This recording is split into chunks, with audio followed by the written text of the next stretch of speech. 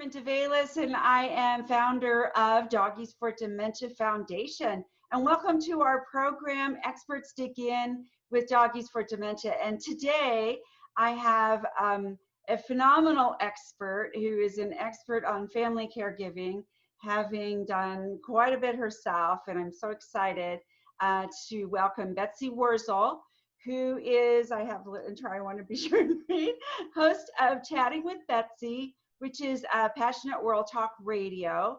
And oh my gosh, she is also the founder of hashtag Kick Alzheimer's Ass on Facebook and beyond, right, Betsy? Yeah, yeah.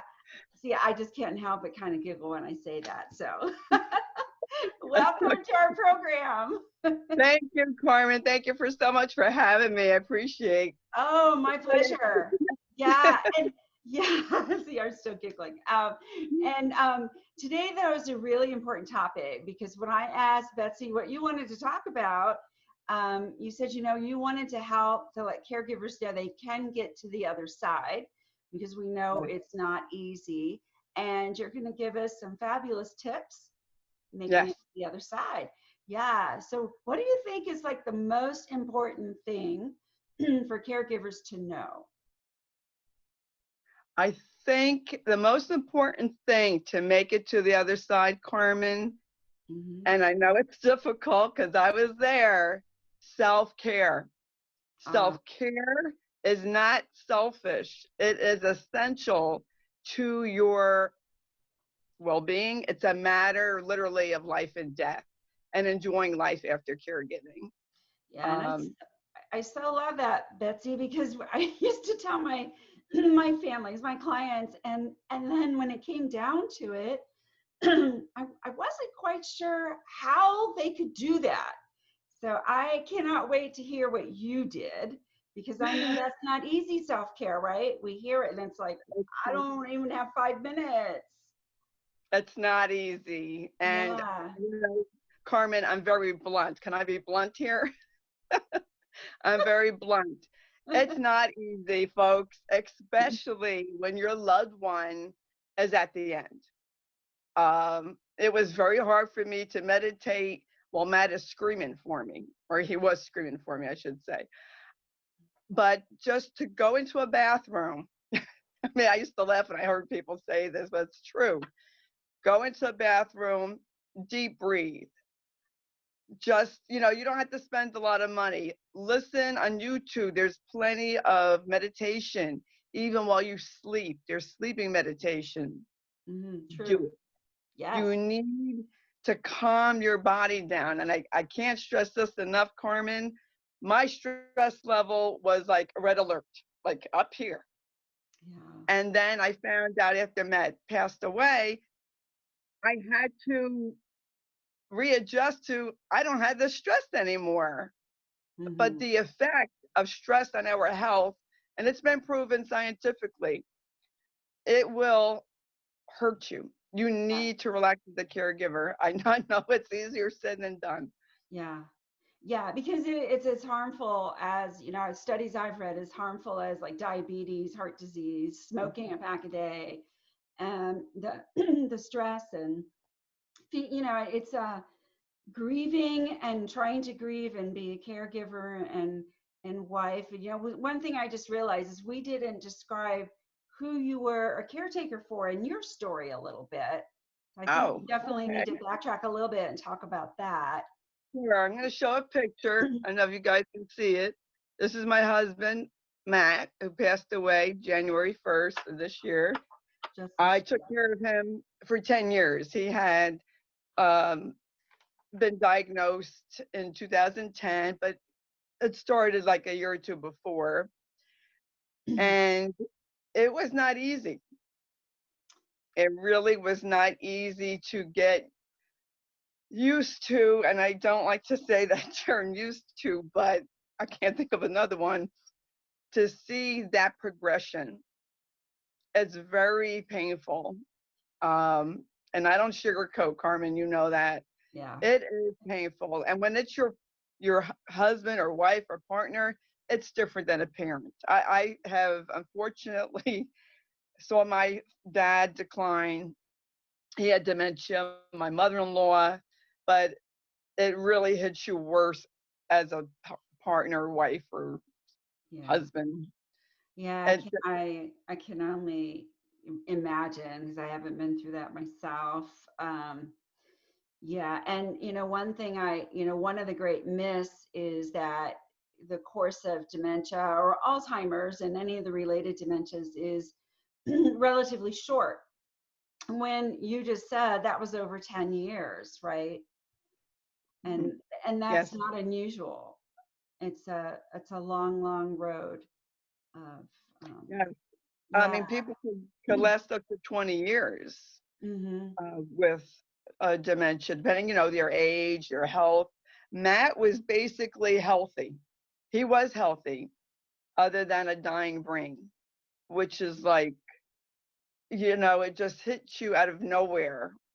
Um, it's weird because I had an intuition that Matt would have this early. And I remember saying to him, Matt, when you're 60, I want you to go to a neurologist. I believe you're going to get Alzheimer's early. Wow. And I didn't know at the time you could get it in your 50s or at any age, really. I did not know that. Apparently, the doctors didn't know either because they didn't want to say he had Alzheimer's. And it does run in Matt's family. His mom's whole side had Alzheimer's. Oh my goodness. And so he was in his 50s, your husband? He was 56 when Wow. he was diagnosed. Yes. Oh, okay. And all right. So in your 50s, you may have had other family you're caring for and taking, you know, tending to, and you had a job also? Mhm. Yes. Yes. I worked part time as a preschool teacher's aide. Oh my So goodness. Oh. All right. it was Oh so my goodness. funny. I Yeah. have to laugh because the parents would say to me, Miss Betsy, you have so much energy. And I'm thinking, if you only knew They how only little know. I Yeah. had. Yeah, and they were shocked when I told them my husband had Alzheimer's. They were like, "How can you smile? How can you be how you are?" Well, it wasn't easy at all. But how can I go to work with children and be sad? I can't. So Yeah. you put on your happy face, and children they made me laugh and smile. But I want to uh, tell your listeners, Carmen, that I highly recommend counseling or therapy. I went for counseling. I'm not ashamed to say I went for counseling. It helps. You need help getting through this. And now I'm having grief counseling. Mm-hmm. If you have to take an antidepressant, which I mean, I didn't, then do it. Mm-hmm. Do what is necessary for your health. Right. And if you're working or if your husband was working, check the employee assistance program. Mhm. I was allowed 8 free visits with Max. Also, a senior center. I'm a senior citizen. Me too, Betsy. I'm like, every once in a while I catch myself, I'm like, really? Because inside I feel like I'm 40, but I, yeah, yes, I yeah. uh, check your senior centers and they give free counseling. Yeah, I think it is so important to have someone to talk to who has no horse in the race, who is just neutral, right? And to be there for support. And sometimes it's to listen and to help give that big eye view of stuff. And because, I mean, and I'm gonna have you talk about it a little bit too, like the day in and day out, um, the coping. So I heard one I want to ask you about when you said you put on a happy face. And when you did that to work with the kids, did you find that pretending in the beginning helped lead to where it just became real, that it wasn't just putting on a happy face? Eventually you could enjoy other things in life in spite of, or what was that like for you? Yes, I had a real battle, Carmen, especially the last year of Matt's life, because I felt, in a sense, guilty that here I am. I got a talk show, and I started this group, and Matt is declining. And someone put in perspective for me. They said, Betsy, Matt's journey is Matt's journey. Yours is your journey. Don't feel Oh. bad about the good things happening to you. Mm-hmm. So Matt is dying. And I felt better when I heard that. And, we have a right to enjoy life, even if our loved ones have Alzheimer's, whatever, dementia. We have a right to be happy. And it's a mindset, Carmen. I was so determined Mm-hmm. not to let this disease destroy me. Um, for about 5 years ago, I did almost have a nervous breakdown because I thought I had to be the superwoman. Mm-hmm. Put on my cape, suck it up, take it on the chin. And no, you don't have to be strong 24/7. That's a fallacy. That's wrong. That's too much pressure for anybody. Yeah, I mean, we're humans. We have fluctuation of emotions. Mhm. I have to say, what you just said just gave me goosebumps, and I think it's going to be maybe the most pivotal thing I hear today is that when you're caring for someone, yes, that becomes a part of your journey, that caregiving, but you have your journey still, and they have theirs, and to be able to separate that out to means you can still do things on your journey and still be a wonderful caregiver and love. It doesn't mean you love them any less, right? Or care Right, for them any less. It's just recognizing it is, I think a lot of times when we're married or with a partner, the journeys get blurred, right? We become like yeah, one big journey. And when you become a caregiver, that journey is difficult, and even more difficult than to take, because there's no one there. The person you probably most relied on to care for you and to boost you and to keep you to support, right, was not able to do that anymore. right. I mean, Matt was, he was so funny. um, when I started to do the radio show, he would say, stop talking about me. Don't talk Yeah. about me. And then he would say, I'm proud of you. You're doing a good thing, Betsy. Hmm. And always, Yeah. whenever I started my show, he would start talking. Oh, oh, really? Yeah. Well, I can And see both sides of that, right? Because you had to have been talking about what it's like to care for him, but yet at the same time, he's looking and he's proud of you. yeah, it was some of the conversations I had. You could hear Matt in the background. Oh, oh, yeah. But that's real life. I feel blessed, Carmen. And people would say, well, how can you be blessed? I get a little emotional here. Matt's journey. I thanked him for his journey, which changed my life. I'm a better person because of Matt's journey. And Mm, I want people to know, you know, is it easy? No. Do I get sad now that he's gone? Yes. I'm still grieving. And I will always love and miss Matt. There's no question about that. But folks, you have a right to enjoy life, and I'm moving forward. I call it my new different. I'm mhm, moving forward. I promised Matt I'm going on with my advocacy. I mhm. want the world to know what this disease does. But I want the world to know you can make it as a caregiver. And that's why I named my group hashtag kick Alzheimer's ass, because I got to a place, I was in a black hole. It was either going to kick mine or I was going to kick its ass. I hope I'm allowed to say that on here. Oh, I and think so. We're going to, Betsy. and that's how I came out. I want to inspire caregivers, Carmen, and educate caregivers and have them to know that you can be an advocate, speak up, you can make it, and you can, find your passion, do what feeds your soul. Even if your loved one has any kind of dementia, you still have your own life. Right. Oh, Betsy. So y'all see why I love Betsy so much. You're such an inspiration. Because I think when we're in the midst of the crisis of caregiving, it is so hard to see, as you say, to the other side, or a light at the end of the tunnel, or what should we do now? And I know when I was writing my book that, and I met with families and I got their stories, and they were in the midst of it. They loved telling their story and knew it was going to help other people. And they weren't quite, the strength, or to be, I don't mean the strength, but the energy left to think about what else can I do to help me it's short. It's short, and it was really a challenge. And you found your way, and I know you have not always been really a lover of public speaking. Is that correct? That's true.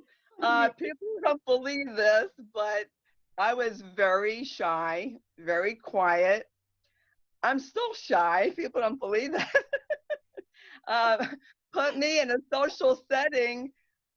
I like, I went to a seminar at the senior center, and I wouldn't even go up to a table to take a chair. The social worker put me at a table. I'm not one to go up to a table and say, "Oh, hi, I'm Betsy." I did when she, took me to the table, but for me to approach strangers, I just can't. It's hard for me still, and I'm 62. Yeah, But that's why I think I called you the accidental activist. yeah, Right? It just you happened, and yeah, put and me in front of a microphone, and I don't know, something just my alter ego takes over, I guess. Uh, yeah, I and started. it's Oh, go ahead. the passion for what you're talking about, right? I Yes, mean, it's real for you, and it's living, and yeah, so you just didn't have yeah, a choice. Hmm. yeah. I started going out to my car to do videos 3 years ago. I'm not one for the spotlight. I very self-conscious. I don't like, how I talk. I don't like my voice. And here I am. I figured nobody's going to listen to me anyway. And people did. And I found that, you know what? I had to put aside my insecurities, my self doubt for this cause. And the cause was to raise, first, it was to raise awareness and early onset. I would take Matt's picture and I'd go, "This is the face of Alzheimer's, folks. It's not your 70 or 80-year-old. This is it." Yeah, And then I yeah, started talking, other topics, caregiving, guilt, placement, yeah, and yeah. I'm just so filled with admiration because I found you on Facebook too. I watched some of your videos, and I'm just sitting here going, wow, the strength that came through and how you did it was just really an inspiration. thank you. Thank you. Yeah. So, which came first for you? The videos and the Facebook or social media and the hashtag, kick Alzheimer's ass, or I mean, now you're doing a radio show. Right. I started doing the videos. Well, I was on Facebook, but I didn't have a smartphone. I was behind the times. Then I brought a smartphone and I started to do videos. And then I said to Matt, some way, somehow, I'm going to tell the world about you. And I always wanted someone from a radio station to hear me. And lo and behold, 2 years ago, Jeannie White, who's station manager, Passion World Talk Radio, saw one of my videos and contacted me about doing an interview. And I was jumping up and down. I told Matt, I'm going to do, interview. And then Jeannie said she was starting a show, caregiver series, and asked if I would speak weekly. And I said, sure, but I'm not a professional speaker. Don't have a degree in communications. And she said, it's okay, you speak from your heart. Mhm. And I had already, and no, I didn't do hashtag kick Alzheimer's ass back then. It was a little over a year ago that I had started that. I had a training with a life coach, a free session. She said, "Betsy, this is your passion. You need to do it." I was going to wait till after Matt died. And she said, "You need to do it." And then I met Lori Lepore, and her sister was dying at the time. And she said, "Betsy, you have to start this group. You Mhm. have to start it, and I'll help you." And Mhm. that's how I started it. Earth Angels. Earth angels, right? Yes, To all of you. Yeah, to see that and to support one another to do that, because you know you're reaching a lot of people that are feeling lost and not sure what to do next. And I love how that became such a big part of your self-care too, of yes, doing something you probably would have never imagined doing that's true. Yes. ever, right? Had it not been for your situation, and you turn that around, which, That's true. I had to say, Carmen, thank God for Jeannie White, who's an earth angel, because she gave me a purpose, especially at the end of Matt's life. I couldn't believe, like last year, Jeannie said, "Why don't you be a guest host?" And I was like, "I can't do that." And she said, "Yes, you can." And then she said, "Betsy, I think you should have your own show." And I'm like, "I cannot interview people. I am not trained. I don't know how to do it." She said, "You'll be fine."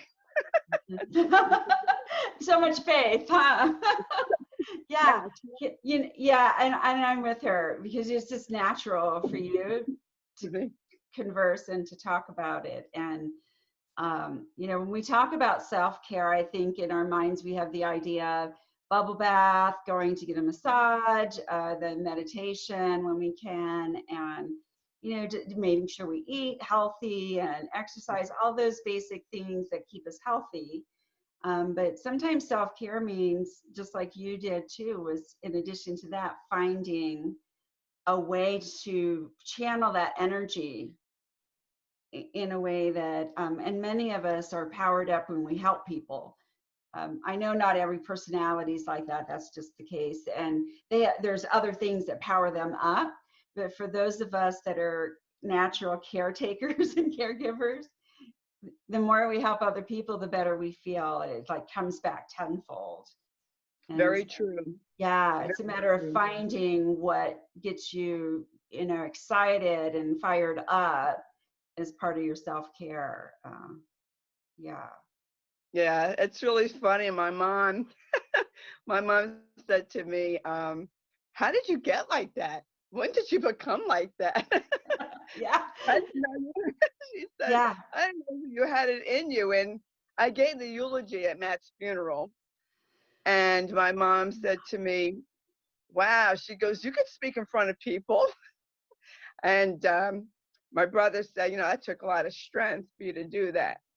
So I guess Tremendous. I've always been a strong person. Um, and this just made me stronger. Yeah. Well, Super Betsy was in there. Yeah. Like Clark Kent kind of in that public speaker. I used to be so shy. I didn't hardly talk either, and would never think about speaking in front of a crowd until I did it, and I realized like, oh yeah. Um, and, Hmm. and and one of the things, the doctor I was working with had me go speak to a group of doctors, and I was a nurse at the time. And he said, what you need to do is look around and just know that what you're speaking about, more than almost anybody in the crowd. And they're looking for you to speak about what you know and see and your unique perspective. And Hmm. so you can't go wrong with that. My knees were still shaking, but I did it. And I thought, yeah. When people came up and go, I hadn't thought about that. I hadn't thought about that. Then like, okay, you get that now. And that felt good. Just, I hope you feel that too when you speak, because you touched my heart listening to your stories. Oh, And thank you. yeah, I do. I feel so alive, actually, after I do an interview or when I used to do a video. I just felt that, like, this is my passion. mhm, I always liked helping people. I did work as a licensed practical nurse. I was always a caregiver. mhm. Um, Ever since I was 4 years old, my mom had pneumonia, and I decided then I wanted to be a nurse. And I was always caregiving for somebody, Wow. you know, Yeah. uh, just who I am. And you know what, Carmen, in my old age, I call it. No, no, no, because we're the same age, Betsy. No. As you get older, you get more confidence, right? You're more secure. I've been doing some self-help courses, Mhm. and I learned to face my fear and do it anyway. Yes, I'm afraid to go in front of the camera. I do it anyway.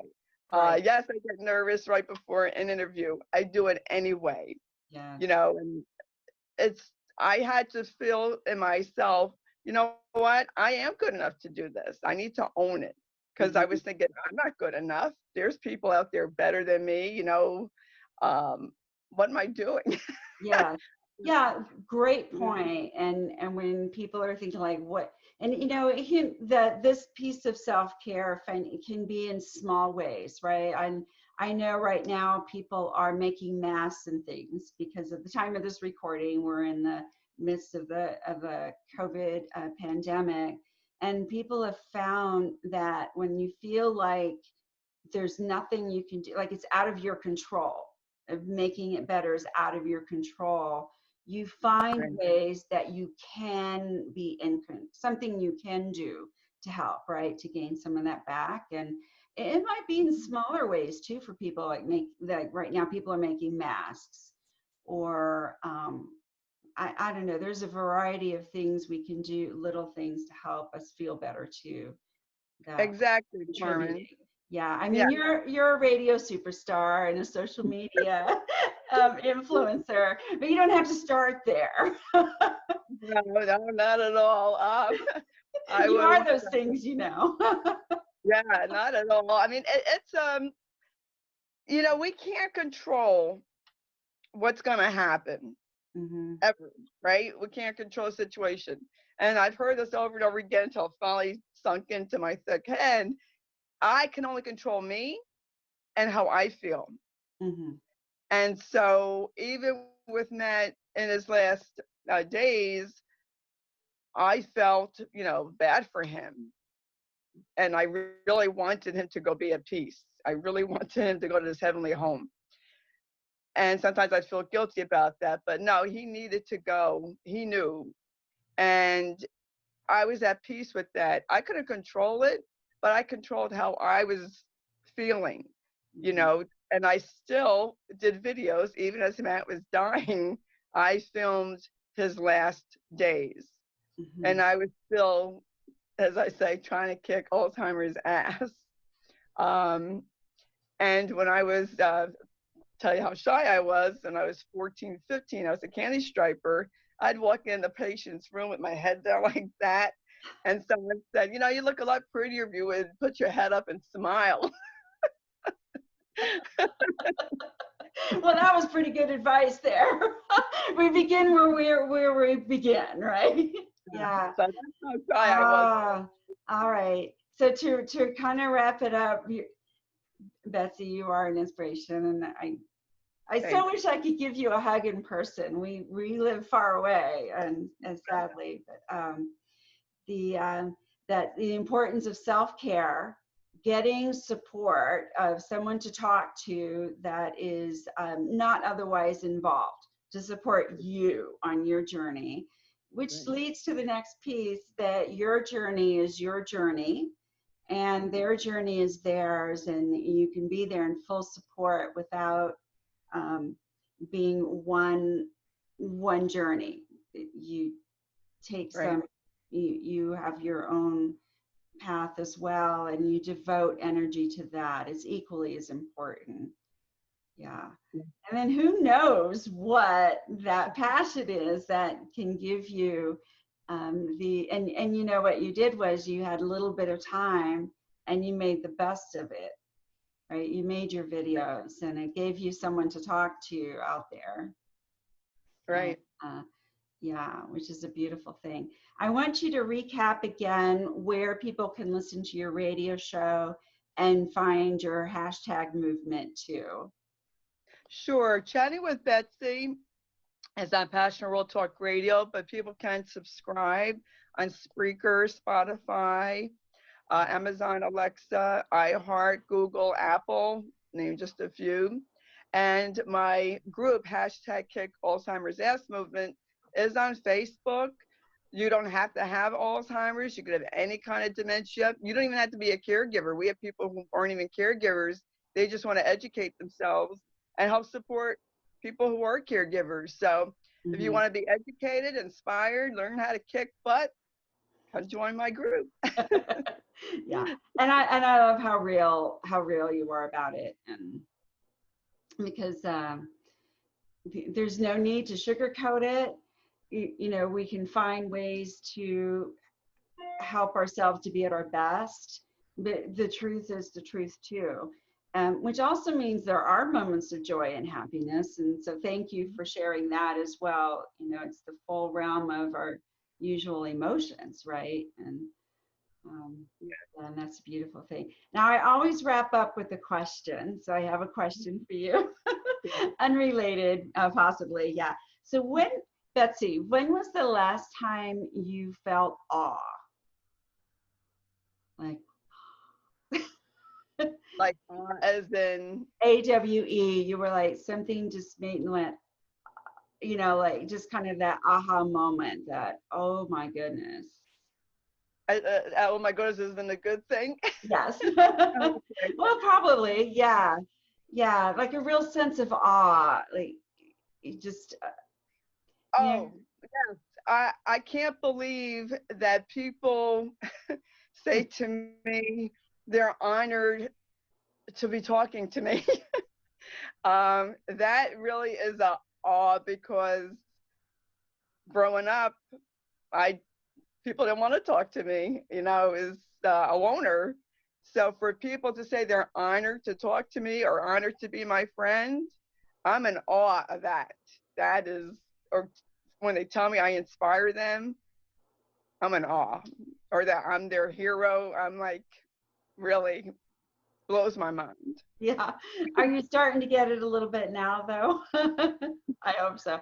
You really are. I think, yeah, and maybe it's that piece of it that just makes you so, you know, so adorable, and that you can't stop watching, because we see ourselves.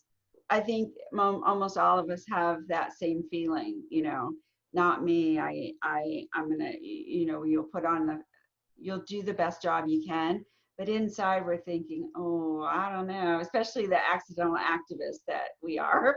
It's gonna, oh. And then when you hear people say that, so there's a piece there we all recognize in you, in other words. Yes, what you see is what you get with me. I don't script even my interviews. I don't use a script. I can't even read my handwriting. Yeah, I was very honored to be a guest on your show too, and we laughed a lot too. Yeah. It's not all gloom and doom. Yeah. Yes, I tell people, maybe I shouldn't. I tell people I'm not your polished host. I just go with the flow of the conversation. I'm very unpolished. Yeah. But Yeah. I got to be authentic to me. I mean, what you hear is me. Mm-hmm. That's wonderful. Well, I invite guests to go seek out Betsy. Take a listen. You won't be disappointed. I know that. And I so thank you for being our guest today. And I know you'll be our guest again. I'm going to watch for some of the comments and what questions you might have for Betsy, that we can answer for you, right? We can come back and Thank chat. you. And, yeah. Thank you so much, Carmen. It's an honor for me to be on your show. Oh, Thank thank you you. so much. I hope I did okay. I get choked up sometimes. Yeah, no, me too. Yeah, no, this has been wonderful, and I think our guests will really love it. So thank you all for tuning in to Experts Dig In with Doggies for Dementia. Watching the comments, I'll go ahead and put in there where we can find you, Betsy. Okay. Yeah, and then be sure, and y'all listening, put your comments in there so we can answer your questions too. All right. Well, take care, everybody. Thank you for watching, and thank you, Betsy. Thank you. Thank you so much. Bye-bye. Bye-bye.